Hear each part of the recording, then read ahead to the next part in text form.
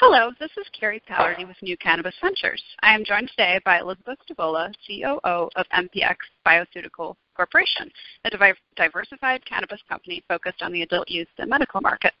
As described on the New Cannabis Ventures disclaimer, MPX Bioceutical is a client of New Cannabis Ventures, which provides it with an investor dashboard.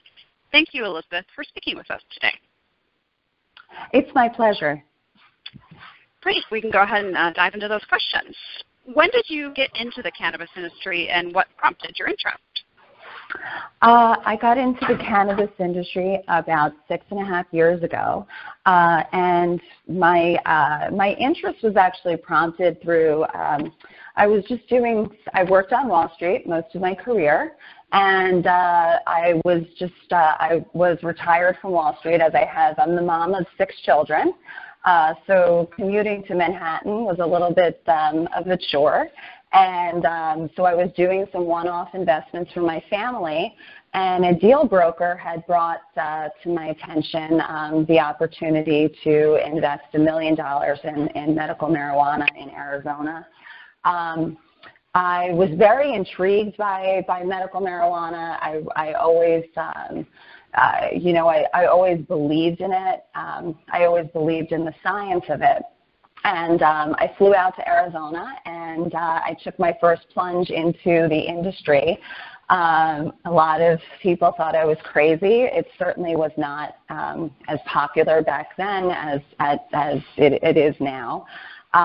So, a mom of 6 opening a dispensary on the border of Mexico in Douglas, Arizona seemed a little crazy at the time. And, then I moved into Mesa, Arizona, and hooked up with 2 wonderful partners, Sandy Clifford and Michelle Majors. And we created the Health for Life brand, and which is our brand of dispensaries that we've taken across the country under our MPX Bioceutical Corporation. So from there, I just fell in love with the industry.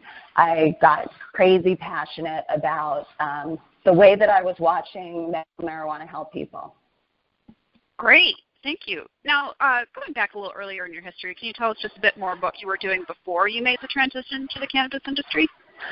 Sure. I worked in institutional sales at Jeffries and Company. So, selling deals, IPOs and secondaries to institutional clients. So, whether it was hedge funds or mutual funds. Great. Now, why did you decide to merge with a public company, especially a Canadian one? It was an interesting opportunity given that medical and now adult use cannabis is actually federally legal in Canada, and the opportunity I sold so many deals, in the public market. The opportunity to actually be part of my own company in the public market was a really exciting thought for me. So, that definitely makes sense. Yeah. Now, your current footprint is in 4 states. Can you walk us through your current business? Absolutely. So we have our largest operation right now currently is in Arizona. So we have 2 dispensaries, soon to be a 3rd one open there's 2 in Mesa, and then 1 will be opening in Apache Junction within the next 45 days. We also do have an indoor cultivation, and we just built and will have permitted very shortly the largest production laboratory in the state of Arizona for our MPX concentrate brand. And then in the state of Nevada, which was the 2nd state that I actually moved into prior to merging with the public company, we have a 30,000 square foot cultivation and also a large state-of-the-art laboratory for MPX concentrate brands. And then in the state of Maryland, we will be managing under our Health for Life dispensary brand 3 dispensaries, so 2 in Baltimore County and one in Bethesda. They're all incredible locations, as well as a production laboratory in Gaithersburg, again, to feature our MPX concentrate brands, which is what one of the things, main focuses that our company is known for. Right now, we are building out a state-of-the-art 40,000 square foot cultivation and production facility in Massachusetts, which is a really exciting market for us, given that it's adult use. It will soon be adult use. And 3 dispensaries. We already are approved for local zoning and have the buildings. One building is being erected as we speak in Fall River. That Fall River is also where the cultivation production facility is located. And the other location that we're actually closing on the building tomorrow is in Attleboro. So that'll be another nice location for us for a dispensary. So right now we are searching for our 3rd location, and we've got a number of really good prospects there. We also have several applications that are still pending in Ohio right now. That's very exciting. What steps are you taking as COO to improve the operations of MPX? Certainly trying to, reduce costs, automate systems. I think that's one of the things as operators in this industry that has been a challenge for all of us. And I know I speak to other operators and owners about this all the time. Because of the fact that we have to do everything. We have to produce and package everything. So you kind of have to be a master of everything. It's not like a typical business where you can produce your product and then you can outsource the packaging or labeling or different things. Everything needs to be done under a state licensed facility. So automating packaging, that ends up being a real bottleneck for most people in the industry if you talk to them. So, for example, most people will tell you when they build a facility that the packaging room is never big enough because a lot of times many of these products are being hand packaged. So automation is definitely one of my themes for 2018. Great. Now, switching tracks a little bit, I wanted to talk about one of your investors in Florida, HighMed. Can you tell us how you developed that relationship and walk us through the strategic value of that partnership? Yes, it's a personal relationship. HighMed was interested in investing in the cannabis space, and they chose our company, and we're really excited to have them. And we have 2 members of HighMed that are on our board of directors that I look to for guidance and are very active members of the board. Fantastic.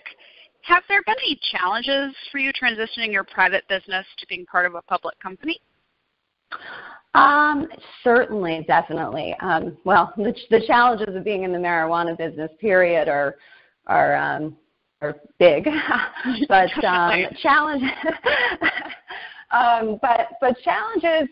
One of the things was going from GAAP accounting to IFRS, which is the standard in most other countries. But U.S. we're using GAAP accounting. So on the Canadian Stock Exchange, we had to transition all of our accounting to IFRS.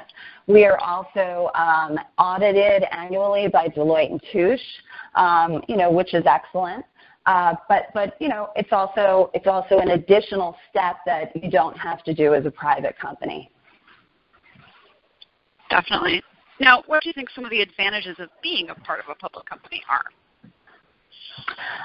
Certainly access to capital, which is one of them. Raising the profile of the company. So getting the word out there. That's certainly helpful. Now, MPX has been expanding aggressively, and some of the future states mentioned by the company include Michigan, Ohio, and your home state, New Jersey. What are the most important opportunities for your company? New Jersey is at the top of my list. It's near and dear to my heart. I'm a huge fan of Governor Phil Murphy, big supporter. I think he's going to do great things for New Jersey. We have been very instrumental. I am a member of the NJCIA, the New Jersey Cannabis Industry Association. We've been very instrumental in setting up a meeting, which is going to be next week from February 7th to the 9th, for New Jersey delegates, both state and local officials, or anyone on their staff, to come to an event in the state of Nevada where we have state officials, also local officials, zoning, planning, the Department of Taxation, which is the governing body, and it's to say, it's to talk to New Jersey officials about, how we believe that Nevada really transitioned in the right way from a medical program to a great adult use program, and they've really done it right. It's highly regulated. It's properly taxed. The Department of Taxation is doing a great job. So we were very instrumental in setting all of those meetings up. So I'm looking forward to that next week. Great. Now, the cannabis industry is sometimes seen as friendlier to female executives than some mainstream industries. What has your experience been as a woman in the cannabis industry? I worked on Wall Street, so I've always worked with all men. So